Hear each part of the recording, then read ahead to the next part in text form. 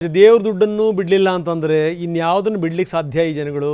ಇದು ಸಂಗತಿ. ಯಾಕಂದರೆ ರಾಮ ಮಂದಿರಕ್ಕೆ ದೇಣಿಗೆ ಕೊಟ್ಟರಲ್ಲ, ಆ ದೇಣಿಗೆಯನ್ನು ಲೂಟಿ ಮಾಡಿದ್ದಾರೆ ಅನ್ನುವಂಥದ್ದು, ಕಾಣಿಕೆಯಲ್ಲೂ ಕೂಡ ಲೂಟಿ ಆಗಿದೆ ಅಂತ, ಕೋಟಿ ಕೋಟಿ ಲೂಟಿ ಆಗಿದೆ ಅನ್ನುವಂಥದ್ದು. 8 ಮಂದಿ ಕ್ಯಾಶಿಯರ್ಗಳನ್ನು ಬಂಧಿಸಲಾಗಿದೆ. 8 ಜನರನ್ನ ಮೊದಲು FIR ಆಯಿತು, ಆಮೇಲೆ 8 ಮಂದಿಯನ್ನು ಅರೆಸ್ಟ್ ಮಾಡಲಾಯಿತು. ಈಗ ಒಬ್ಬರಿಂದಲೇ ಬಾಯಿ ಬಿಡಿಸ್ತಾ ಇದ್ದಾರೆ. ಏನಾಯಿತು, ಏನು ಎತ್ತ, ಇದೆಲ್ಲದೂ ಕೂಡ ನೋಡಿ. ಬೇರೆ ಬೇರೆ ರೂಪದಲ್ಲಿ ಕೆಲವರು ಕೊಟ್ಟಿದ್ದರು ದೇಣಿಗೆಯನ್ನು. ಇಟ್ಟಿಗೆ ರೂಪದಲ್ಲಿ ಕೊಟ್ಟಿದ್ದರು. ನೋಡಿ, ಯಾರು ತೋರಿಸ್ತಾ ಇದ್ದಾರೆ. ಅವರವರ ಮನೋ ಇಚ್ಛೆಗಳು, ಕಾಮನೆಗಳು ಏನೇನಿರ್ತಾವೋ ಭಗವಂತನ ಬಗ್ಗೆ. ಈ ದೇವರು ಮತ್ತು ಭಕ್ತನ ನಡುವಿನ ಸಂಬಂಧ ಇದೆಯಲ್ಲ, ಅದು ಶಬ್ದಗಳಲ್ಲಿ ಅದನ್ನು ಹೇಳಲಿಕ್ಕೆ ಸಾಧ್ಯ ಇಲ್ಲ. ಅದು ಭಾವನೆಗಳು. ಹೀಗೆ ಜನ ತುಂಬಿ ತುಂಬಿ ಕೊಟ್ಟಿದ್ದರು. ಕೆಲವು ಚಿನ್ನ ಕೊಟ್ಟಿದ್ದರು, ಕೆಲವು ಬೆಳ್ಳಿ ಕೊಟ್ಟಿದ್ದರು, ಕೆಲವು ದುಡ್ಡು ಕೊಟ್ಟಿದ್ದರು. ಅದರಲ್ಲೂ ಮೋಸ ಮಾಡ್ತಾರೆ ಅಂತಂತಂದರೆ ಏನು ಅರ್ಥ ಇದು?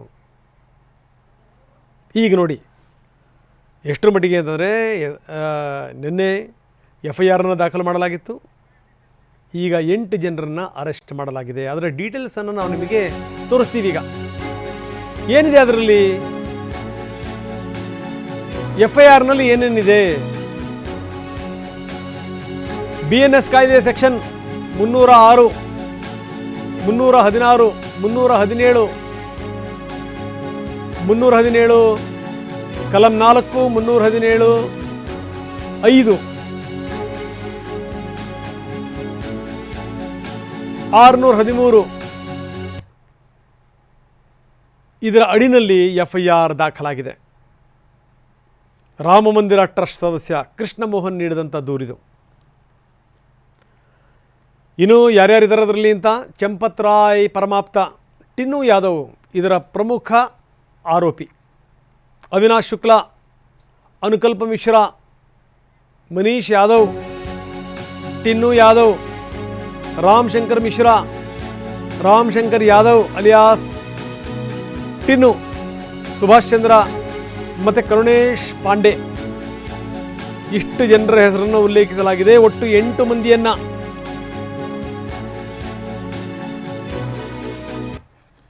ಎಂಟು ಜನರ ಹೆಸರು ಉಲ್ಲೇಖ ಆಗಿದೆ. ಇದು ಚಂಪತ್ ರಾಯ್ ಅವರ ಪರಮಾಪ್ತರು ಇರಲ್ಲ. ಚಂಪತ್ ರಾಯ್ ಹೊಡೆದ್ರು ಅಂತ ಹೇಳೋಕ್ಕೆ ಸಾಧ್ಯ ಇಲ್ಲ.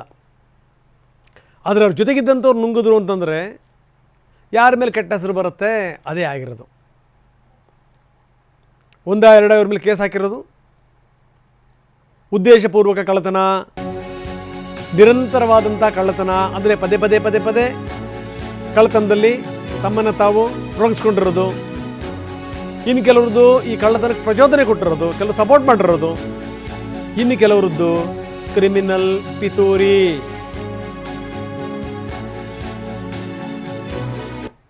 ಸಂಸ್ಥೆಯ ಉದ್ಯೋಗಿಗಳಾಗಿ ಈ ರೀತಿ ನಂಬಿಕೆ ದ್ರೋಹ ಎಸಗಲಾಗಿದೆ ಅನ್ನುವಂಥದ್ದು. ಅಂದರೆ ಈ ಯಾವ್ಯಾವ ಸೆಕ್ಷನ್ ಅಡಿನಲ್ಲಿ ಕೇಸನ್ನು ಹಾಕಿದಾರಲ್ಲ, ಅದಕ್ಕೆ ಸಂಬಂಧಪಟ್ಟಂಗೆ ವಿವರಗಳನ್ನು ನಾವು ನೋಡ್ತಾ ಇದ್ದೀವಿ.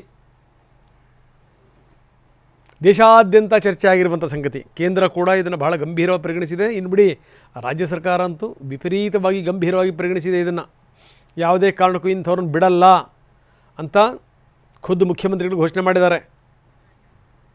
ಯೋಗಿ ಆದಿತ್ಯನಾಥ್ ಅಯೋಧ್ಯೆಗೆ ಒಂದು ಭೇಟಿ ಕೊಟ್ಟು ಅಲ್ಲಿ ಮೀಟಿಂಗ್ ಮಾಡಿದ್ದಾರೆ.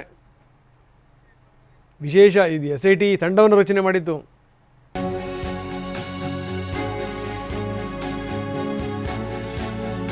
ತೀರಾ ಕೋಟಿ ಕೋಟಿ ಲೂಟಿ ಮಾಡಿಬಿಟ್ರೆ ಏನರ್ಥ? ಈಗ ನೋಡಿ, ತಪ್ಪು ಮಾಡಿದಾರೋ ಇಲ್ವೋ ಗೊತ್ತಿಲ್ಲ, ಆದರೆ ಚಂಪತ್ ರಾಯ್ ಅವ್ರಿಗೂ ಕೂಡ ಸಂಕಷ್ಟ ಎದುರಾಗಿದೆ. ಅವ್ರ ಜೊತೆಗಿದ್ದಂಥವ್ರು ಇದನ್ನೆಲ್ಲವೂ ಮಾಡಿದಾರಲ್ಲ.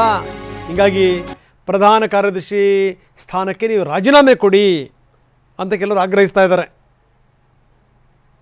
ಇದಕ್ಕೆ ಸಂಬಂಧಪಟ್ಟಂಗೆ ಈಗ ಒತ್ತಡ ಜಾಸ್ತಿ ಆಗಿದೆ. ಕೆಲವರು ನೋಡಿ ದೇಣಿಗೆಗಳನ್ನು ಕೊಟ್ಟಿರುವಂಥದ್ದು ಅದನ್ನು ತೋರಿಸ್ತಾ ಇದ್ದೀವಿ ನಾವು. ಈ ಪಕ್ಷಿಗಳ ರೂಪದಲ್ಲಿ, ಹಕ್ಕಿಗಳ ರೂಪದಲ್ಲಿ, ಆಕೃತಿಗಳ ರೂಪದಲ್ಲಿ, ಇಟ್ಟಿಗೆಯ ರೂಪದಲ್ಲಿ, ನಾಣ್ಯಗಳ ರೂಪದಲ್ಲಿ, ಒಡವೆಗಳ ರೂಪದಲ್ಲಿ. 1-2 ಚಂಪತ್ ರಾಯ್ ಅವ್ರಿಗೂ ಕೂಡ ಈಗ ಸಂಕಷ್ಟ ಈ ಇಳಿ ವಯಸ್ಸಲ್ಲಿ.